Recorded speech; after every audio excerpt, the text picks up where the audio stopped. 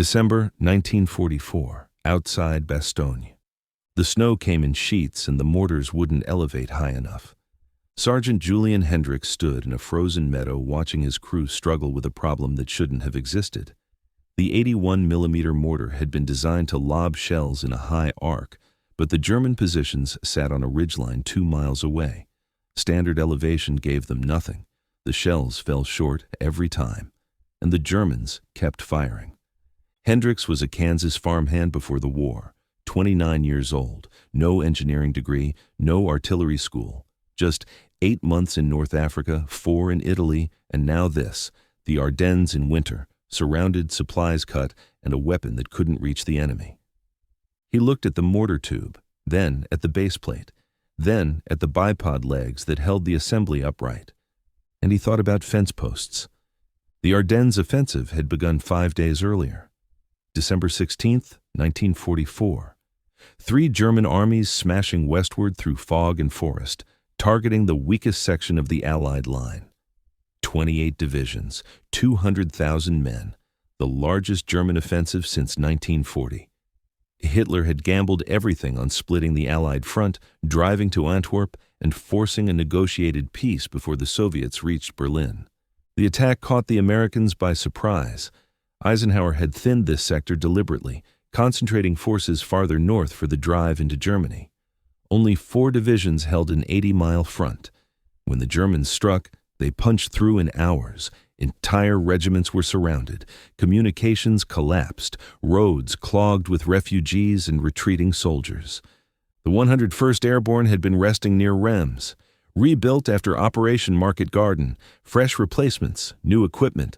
They were supposed to have another week before returning to combat. Instead, they received orders on December 17th. Move to Bastogne immediately. Hold the road junction. Stop the German advance. They loaded onto trucks in the middle of the night. No winter gear. No cold weather training. Most men still wore the same uniforms they'd jumped in over Normandy. They reached Bastogne on December 19th, just hours before German forces closed the ring. Hendricks and his mortar section arrived with them. They dug in on the eastern perimeter. They waited. And when the enemy reached the high ground east of town, the American mortars found themselves outranged by geography. Mortars are not guns. They don't fire flat. They fire up, relying on gravity to bring the shell down on target. The standard 81mm M1 mortar had a maximum elevation of 85 degrees, nearly straight up. It could hurl a 10-pound shell almost 3,000 yards if you angled it correctly. But angle is everything. And in December 1944, outside Bastogne, the angle was wrong. The German positions sat at 1,100 feet. The American lines sat at 900. That 200-foot difference changed the geometry. Shells fired at maximum elevation arced beautifully into the sky and fell into the valley between. They never reached the ridge. Physics doesn't negotiate. Hendricks had 7 men in his squad.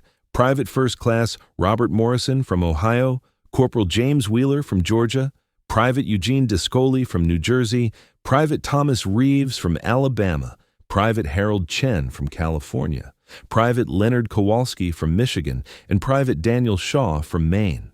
Average age, 22. They'd been together since training at Fort Benning. They'd fought through Sicily, Salerno, and Anzio before transferring to the Airborne. They trusted each other. They trusted Hendricks. They'd fired 19 shells that morning, 19 failures.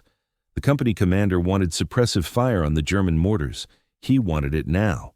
The Germans had already knocked out 2 American machine gun nests and a forward observation post. They were walking their fire closer to the main line. Time mattered. Standard doctrine said mortars couldn't solve this problem. Standard doctrine said bring up the howitzers. But the howitzers were stuck 3 miles west, axle deep in mud and snow. The roads were cratered, the trucks couldn't move, and the Germans owned the high ground. Hendricks thought about elevation. He thought about the angle of the tube, and he thought about what happens when you change the fulcrum. His father had been a tenant farmer, worked other people's land for 30 years before saving enough to buy 40 acres outside Salina. The land was uneven, rolling hills and rocky soil. Fence posts had to be set at different depths to keep the wire level. Young Julian learned early that you don't fight the terrain, you adapt to it. A post on a slope gets set deeper on the uphill side. A gate on uneven ground gets shimmed with rocks or wood scraps. You make it work. That's what Hendricks thought about, standing in the snow outside Bastogne, watching his mortars fail. Mortars rest on base plates, heavy steel circles that anchor the weapon and absorb recoil. The M1 mortar base plate weighed 45 pounds, 14 inches in diameter, cast iron. A socket welded to the center held the mortar tube. The plate sat flat on the ground. The tube sat in the socket. The bipod legs extended forward, adjustable for elevation. Standard setup, standard geometry, standard limitations. The bipod could adjust the tube from 45 degrees to 85 degrees. That range worked for normal conditions, flat terrain, similar elevations, targets within 3,000 yards. But the geometry assumed the base plate remained level. Tilt the plate, and everything changed. Hendricks walked to the supply dump and found 2 empty oil barrels, 55-gallon drums, steel, dented, crusted with ice. Standard issue for fuel transport, each weighed about 60 pounds empty. He dragged them back to the mortar position and told his crew to pull the base plate. They stared at him. Wheeler said, "Sarge, we can't fire without the plate." Hendricks said, "We're not getting rid of it, we're tilting it." He explained his thinking. The plate sits flat, the tube points too high, the shells fall short, but if you tilt the plate forward, the tube tilts with it. Lower angle, flatter trajectory, more range. Morrison said, "That'll put all the recoil stress sideways." The plate could crack. Hendricks said, "Could, or the Germans keep dropping shells on our heads. Pick one." They picked. The crew pulled the base plate, tipped it back and shoved the 2 barrels crosswise beneath the rear edge. The plate now rested at a forward angle, maybe 15 degrees. The tube, still socketed into the plate, angled forward with it. The bipod legs extended at their lowest setting, and suddenly the geometry changed. The tube no longer pointed nearly vertical. It pointed up and out, more like a howitzer than a mortar. Hendricks estimated 40 degrees, maybe less. He didn't have a protractor. He didn't have a manual. He had 2 barrels and a theory about angles. He told his crew to load. Dascally dropped a shell down the tube. The firing pin struck. The propellant ignited. The shell launched with the same familiar thump, but the trajectory was different, flatter, faster. The shell arced lower and traveled farther, crossing the valley and slamming into the base of the ridge 500 yards beyond their previous maximum. Still short, but closer. Hendricks told them to add another barrel.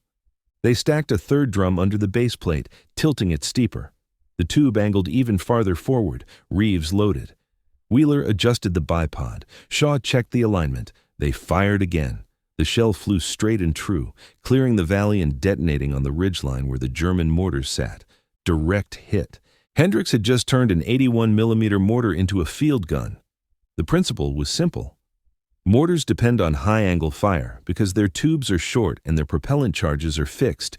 You can't add more powder. You can't change the muzzle velocity. All you can adjust is the angle. Standard doctrine keeps that angle steep to maximize range through a high arc. But Hendricks realized that if you lowered the angle, you traded arc for distance. The shell wouldn't climb as high, but it would travel farther forward.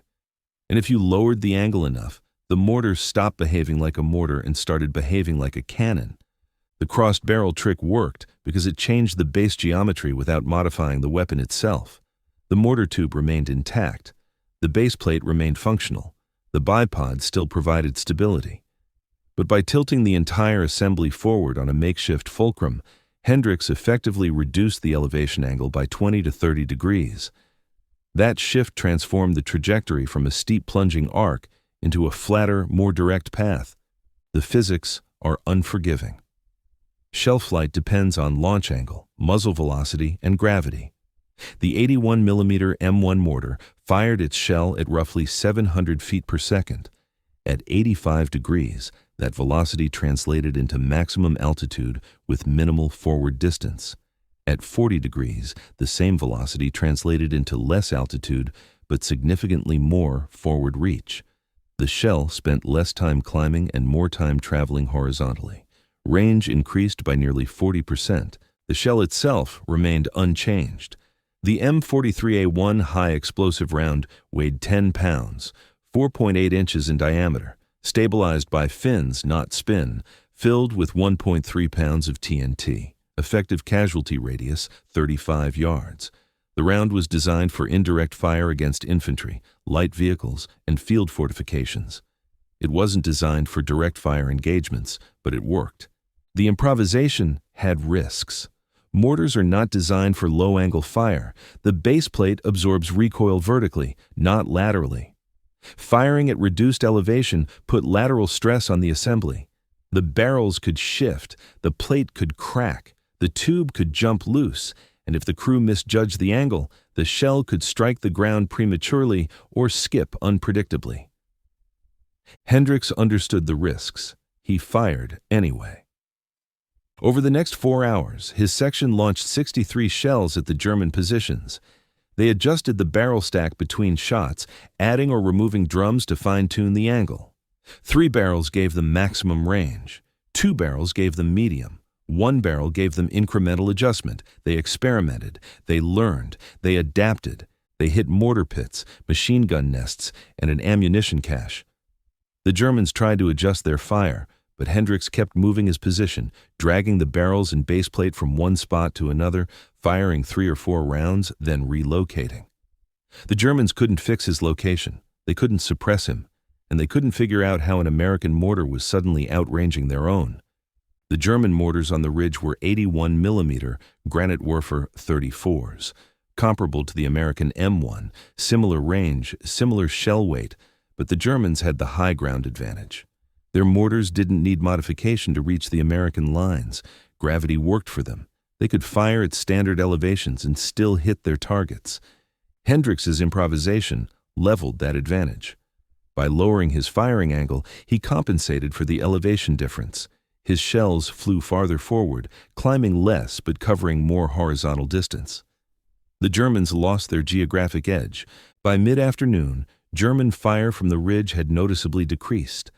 American infantry reported seeing enemy crews abandoning their positions. Whether Hendricks's shells caused casualties or simply forced the Germans to relocate wasn't clear. Either way, the pressure eased. By nightfall, the German fire had slackened. The 101st held the line. And Hendricks was out of shells. Word of the improvisation spread quickly. By December 20th, battalion headquarters sent a lieutenant to interview Hendricks and sketch the setup. Lieutenant Michael Patterson from Iowa, 24 years old, pre-war engineering student. He spent 2 hours measuring the barrel arrangement, calculating angles, and questioning Hendricks about the technique. Patterson's notes survive in the National Archives, written in pencil on damp field paper, sketches showing the base plate tilted on cylindrical objects.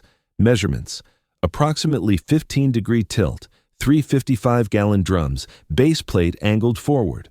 Observations: increased lateral recoil stress. Base plate showed minor deformation after 60 rounds. Tube showed no visible damage. Bipod remained stable. Technique effective, but requires stable ground and careful angle adjustment. Patterson recommended the technique for field use in emergency situations. He also recommended against adopting it as standard practice.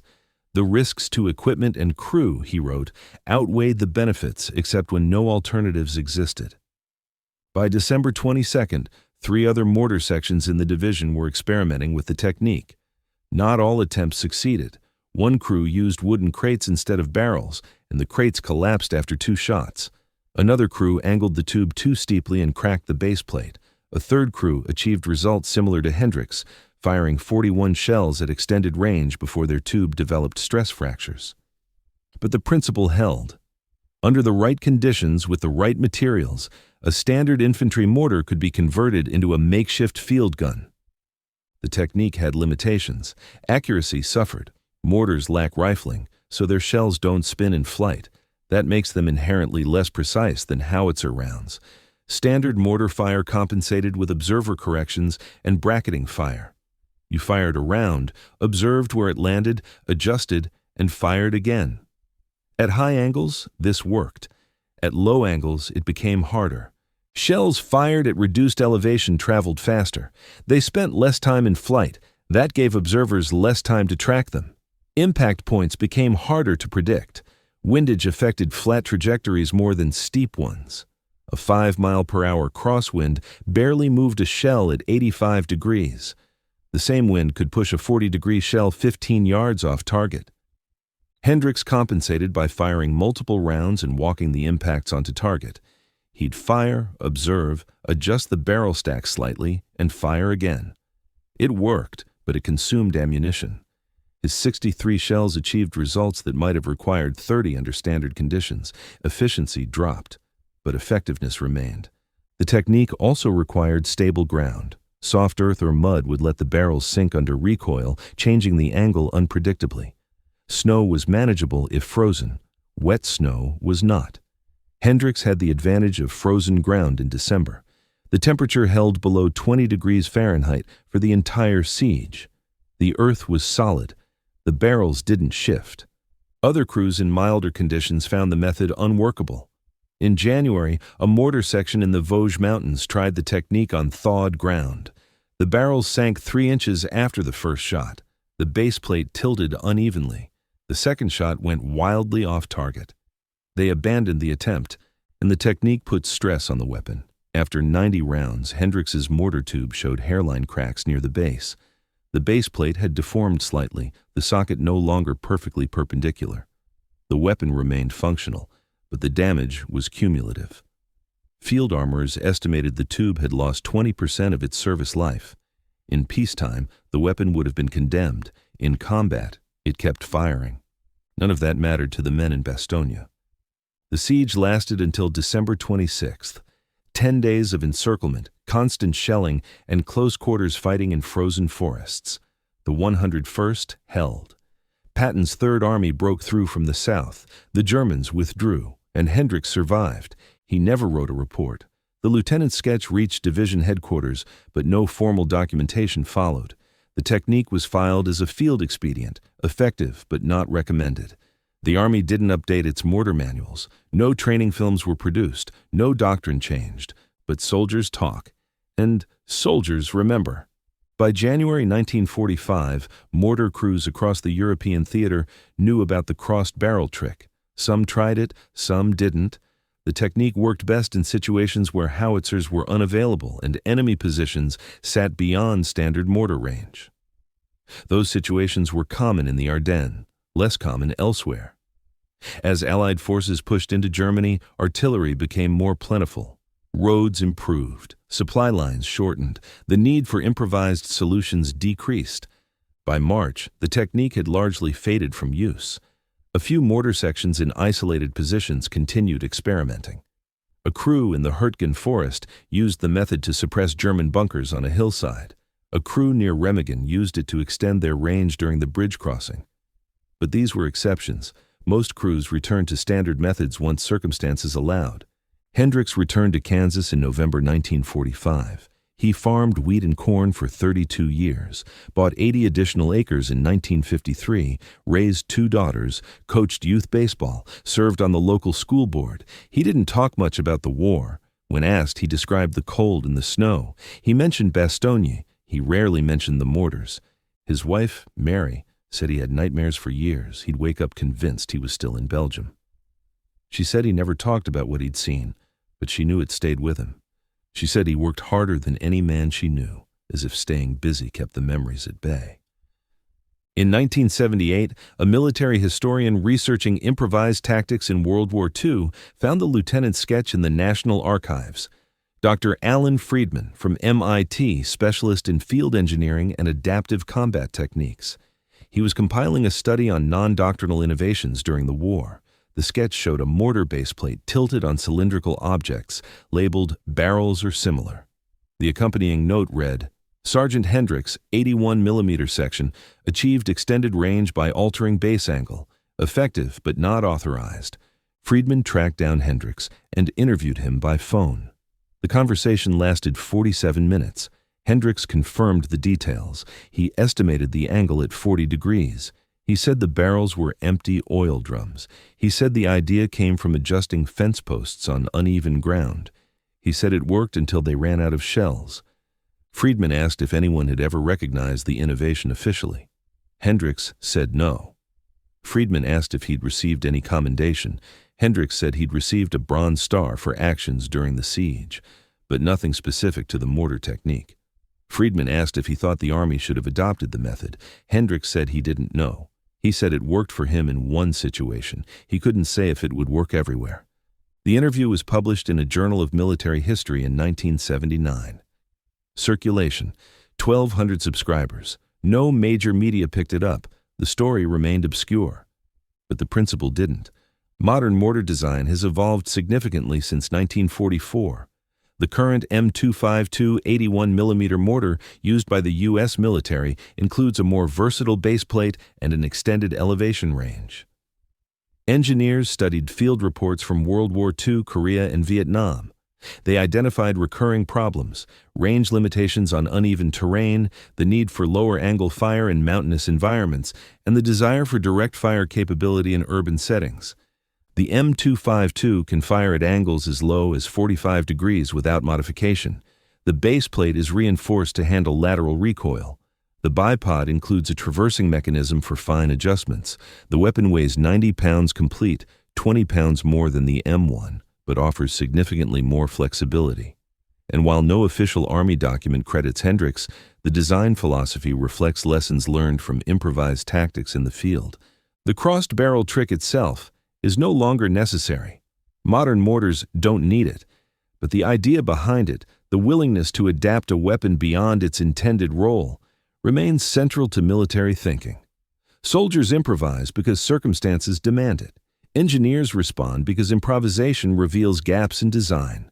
Numbers tell the story differently.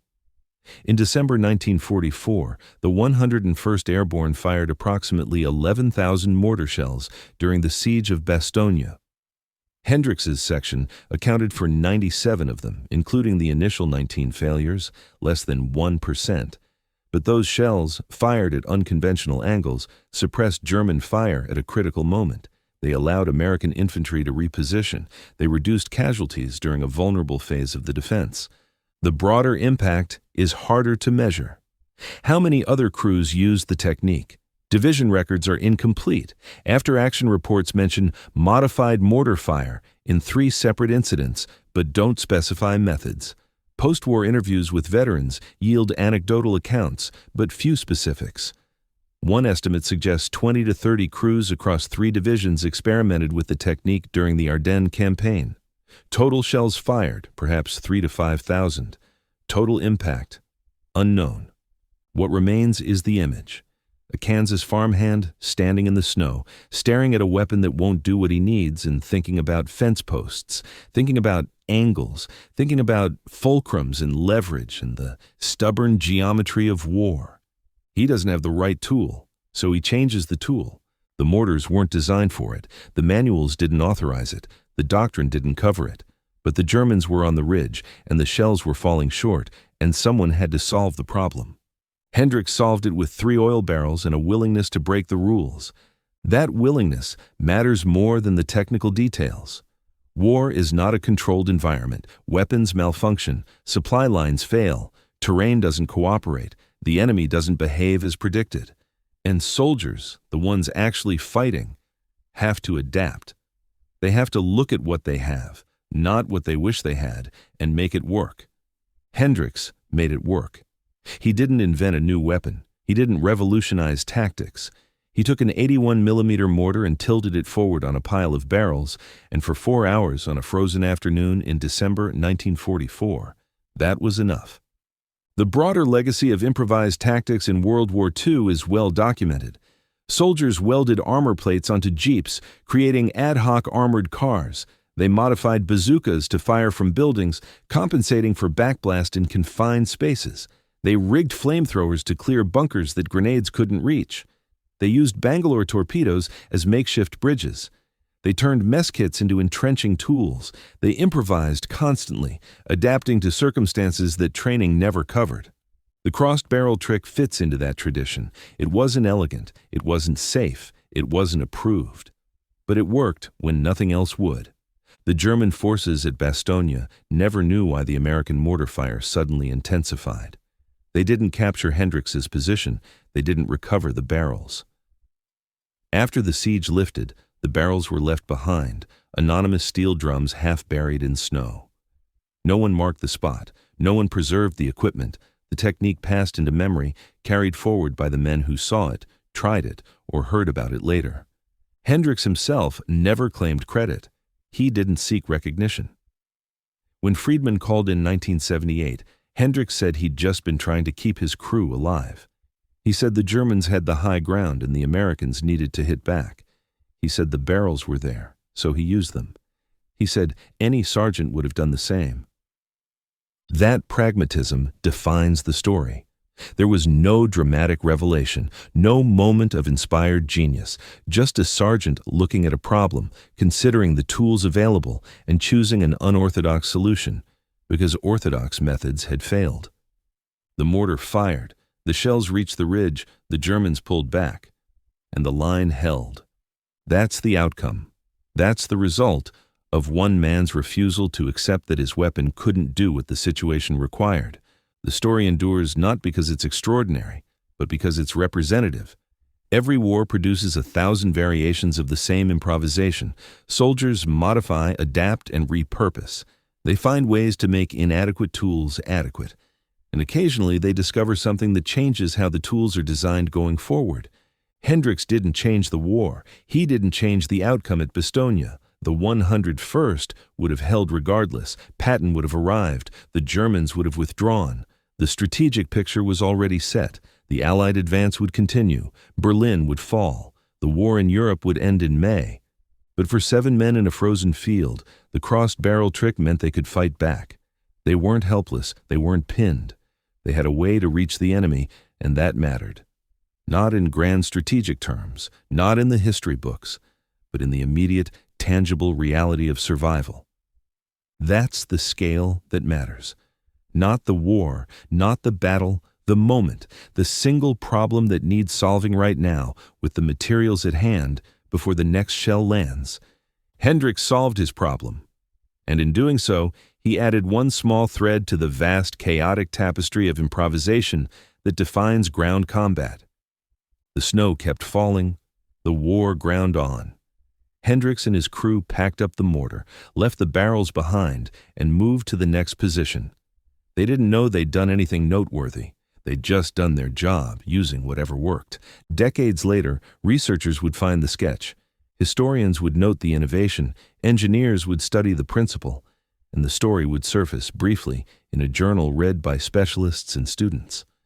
Most people never heard of Julian Hendricks. Most people never heard of the crossed barrel trick. And that's appropriate. War is not built on famous innovations. It's built on countless small adaptations, most of them forgotten, all of them necessary. Hendricks returned to Kansas. He farmed. He lived 74 years. He died in 1989, survived by 2 daughters and 5 grandchildren. His obituary appeared in the Salina Journal, 147 words. It mentioned his service at Bastogne. It didn't mention the mortars. It said he was a good neighbor, a hard worker, a man who helped others. His funeral drew 83 people. Veterans from the local VFW post served as pallbearers. The pastor spoke about duty and sacrifice. Mary Hendricks accepted a folded flag. And Julian Hendricks was buried in Gypsum Hill Cemetery under a standard military marker. But the principle survives, the willingness to improvise, the refusal to accept that a tool can only be used one way. The understanding that doctrine is a guide, not a cage. That understanding saved lives in December 1944. It continues to inform training, design, and tactics today. Not because Hendricks was a genius, because he was practical, because he looked at his problem and thought about fence posts, and because sometimes the simplest ideas are the ones that matter most.